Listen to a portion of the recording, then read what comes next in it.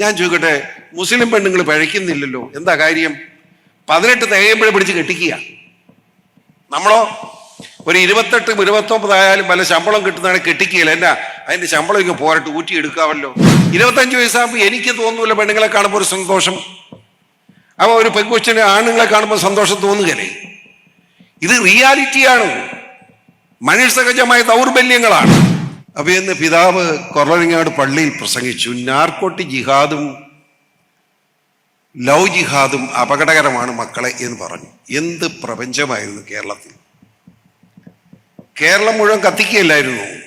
ഒരു 18, 19 വയസ്സായി പഠിച്ചുകൊണ്ടിരിക്കണം. ഒരു 22, 23 വയസ്സാകുമ്പോൾ ആ കുഞ്ഞിനെ കെട്ടിച്ചു വിടണ്ടേ? ആ മര്യാദ കാണിക്കണ്ടേ?